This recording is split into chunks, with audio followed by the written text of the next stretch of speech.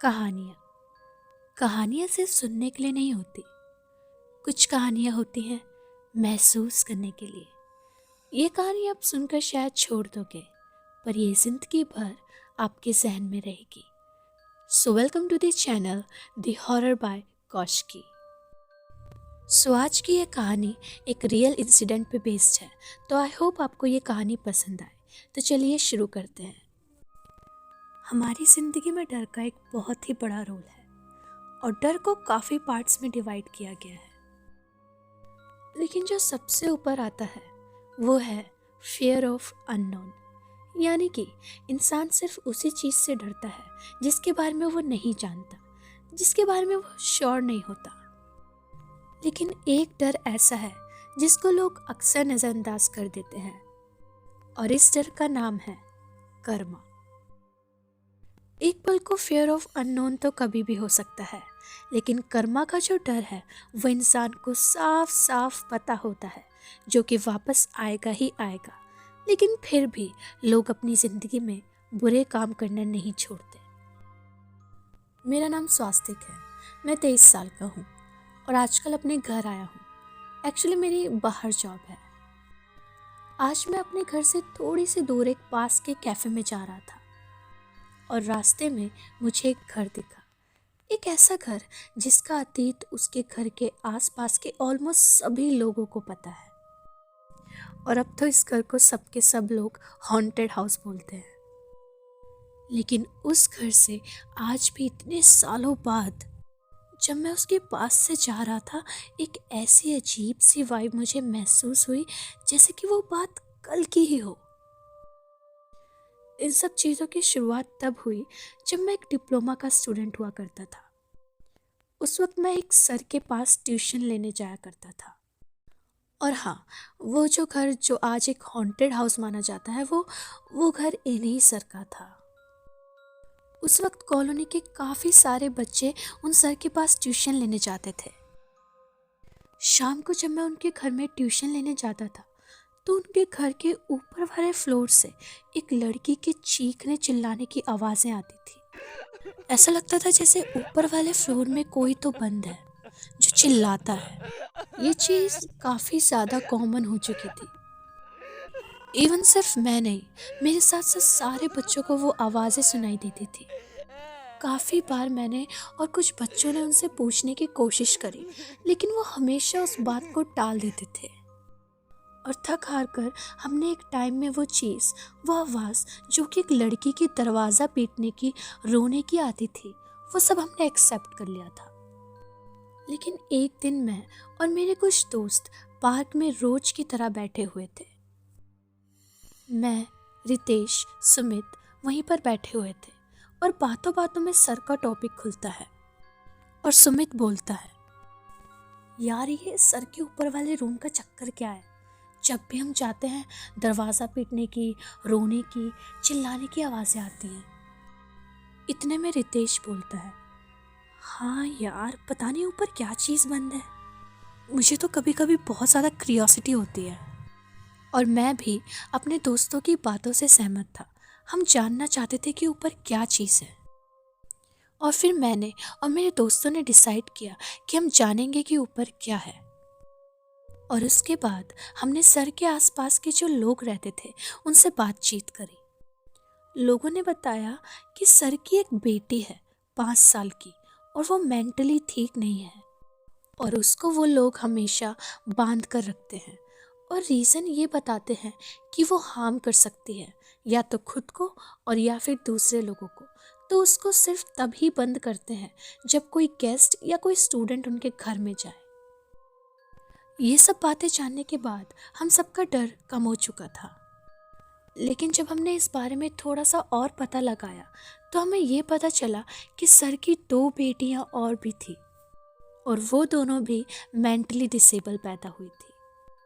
और पैदा होते के साथ ही कुछ 1 महीने में दोनों की मौत हो चुकी थी। ये बात सुनने के बाद हम लोगों को काफ़ी ज़्यादा अजीब महसूस हुआ, क्योंकि उस वक्त हम लोग भी बच्चे ही थे और हम लोग ऐसी बातें करते थे कि सर की किस्मत में बच्चे नहीं हैं या फिर सर के कर्म ही कुछ खराब होंगे। मतलब ऐसी ही चीज़ें हम लोग आपस में बोलते थे। आई मीन टीचर्स की बैक बिचिंग करना as a student was not a big thing. उसके बाद मैं ट्यूशन जाता रहा, उनसे कोचिंग लेता रहा और कुछ टाइम बाद मेरे सेमेस्टर के एग्ज़ाम भी ख़त्म हो चुके थे। उसके बाद मैंने ट्यूशन छोड़ दिया और कुछ महीने बाद एक न्यूज़ आती है कि सर के घर में एक लड़के का जन्म हुआ है। उनका जो बेटा हुआ था वो काफ़ी ज़्यादा हेल्दी था। हम सर ने सर के घर जाकर उनको बधाई थी और उन्होंने भी हमें बहुत अच्छे से ट्रीट किया। सब कुछ नॉर्मल था, लेकिन सब कुछ नॉर्मल तब तक था जब तक एक और न्यूज़ पूरी कॉलोनी में नहीं फैली थी, क्योंकि अब जो होने वाला था वो काफ़ी ज़्यादा शॉकिंग था। मैं तो डिप्लोमा से पास आउट हो चुका था और सर का बेटा भी 5 साल का हो चुका था। और अब जब हम सब सेम कॉलोनी में ही थे तो सर से हमारी हाय हेलो हो जाती थी। लेकिन एक दिन हमें न्यूज़ आती है कि सर का जो बेटा था उसके बर्थडे के जस्ट एक दिन पहले उनका बच्चा बालकनी से गिर गया। और जब उनका बच्चा गिरा था तो नीचे स्कूटर एक पार्क था और उस बच्चे का सर उस स्कूटर के हैंडल पर जोर से लगा और वहीं ऑन द स्पॉट उस बच्चे की मौत हो जाती है। ये न्यूज़ सुनने के बाद हम सब भी सर के साथ हॉस्पिटल जाते हैं, लेकिन अब उस बच्चे की मौत तो हो चुकी थी। और शाम को जब मैं फिर से वहाँ गया तो ये बात सुनने में आई कि वो बच्चा बार बार ये बोला करता था कि मुझे दीदी धक्का दे रही है। और उसकी मम्मी हमेशा ये कहा करती थी कि वो दिन के टाइम बालकनी में खेला करता था और किसी से तो बातें करता रहता था। लेकिन अब जब वो एक छोटा बच्चा था तो उसकी मम्मी ने कभी उसकी इन चीज़ों पर ज़्यादा ध्यान नहीं दिया। लेकिन अब यहाँ पर मैं आप लोगों को एक और बात बताना चाहूँगा कि सर के बेटे के जन्म के कुछ 1 साल बाद ही उनकी जो 5 साल की बेटी थी जिसको वो ऊपर वाले फ्लोर में बंद रखते थे, उसकी डेथ हो चुकी थी। और डेथ का रीज़न बहुत ही ज़्यादा शॉकिंग था। उनकी उस 5 साल की बेटी की डेथ निमोनिया से हुई थी।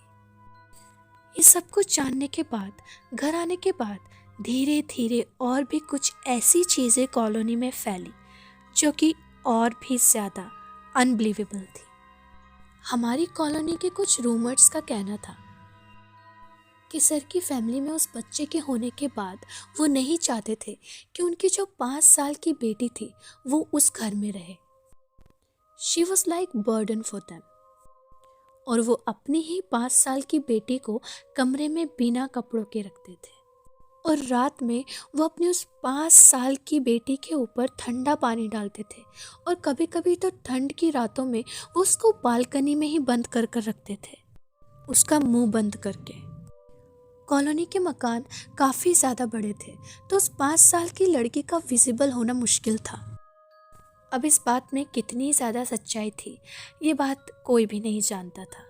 ये रूमर्स सिर्फ और सिर्फ रूमर्स थे या फिर सच में उस घर में ये सब चल रहा था, इसका एग्जैक्ट प्रूफ किसी के भी पास नहीं था। और ये बात ऐसे ही उस वक्त आई गई हो गई और उनकी वो 5 साल की बेटी को गुजरे हुए 4 साल हो चुके थे।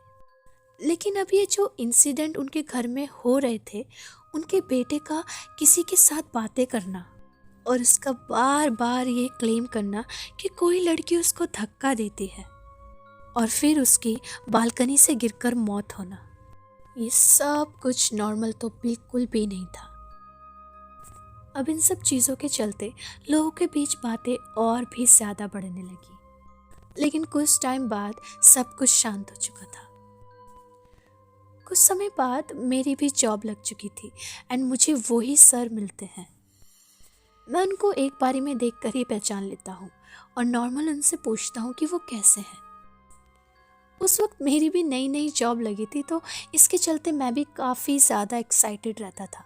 तो मैं सबको बताता था कि मेरी जॉब लग चुकी है, तो मुझे लगा चलो इनसे भी बात कर ही लेते हैं। और अब तो उन सब चीज़ों को गुजरे हुए काफ़ी ज़्यादा वक्त हो चुका है। सर को देखने के बाद मुझे रियलाइज़ हुआ कि वो काफ़ी ज़्यादा उदास थे।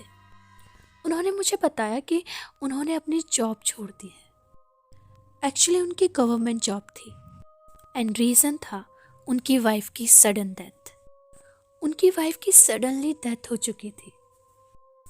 उन्होंने मुझे ज़्यादा कुछ तो नहीं बताया, लेकिन मुझे आगे जाकर ये बात पता चली कि उनके बच्चे के मर जाने के बाद उनके घर में बहुत सारी अजीब चीज़ें हुई और इन दी एंड अब उनकी वाइफ भी इस दुनिया में नहीं रही। इन सब चीज़ों के बाद आखिर में इसका सिर्फ एक ही कंक्लूज़न निकलता है कि उस घर में कुछ तो ऐसा हुआ था जिसकी कीमत उनके उस बेटे ने चुकाई थी। वो जो उनकी 5 साल की बेटी थी, उसने 5 साल एग्जैक्ट वेट किया। 5 साल तक उसने अपनी फैमिली को उस लड़के का सुख लेने दिया, क्योंकि शायद उन्होंने भी उस लड़की को 5 साल तक जिंदा रहने दिया था। और 5 साल का कर्ज चुकाने के बाद उसने सर की ज़िंदगी से हर एक वो चीज़ ले ली जो कि सर के लिए मायने रखती थी। इन दी एंड आज जब मैं इस घर की तरफ देखता हूँ तो मुझे याद आता है कि उन सर ने वो घर छोड़ दिया था।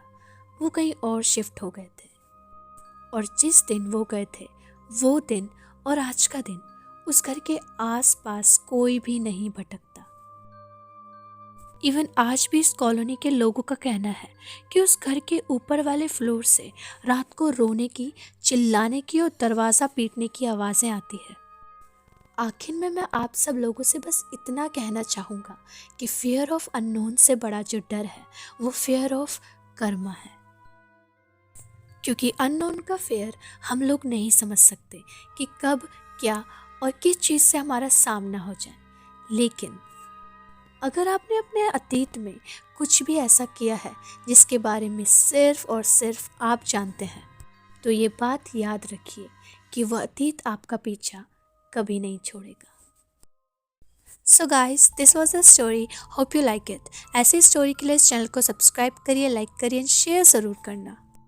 एंड गाइस, अगर आपको मेरी सुनाई हुई स्टोरीज़ पसंद आ रही हैं तो प्लीज़ इस चैनल को सपोर्ट करिए, क्योंकि मुझे आपके सपोर्ट की बहुत ज़्यादा ज़रूरत है। तो मिलते हैं नेक्स्ट स्टोरी के साथ, तब तक के लिए keep listening the horror by Kaushiki.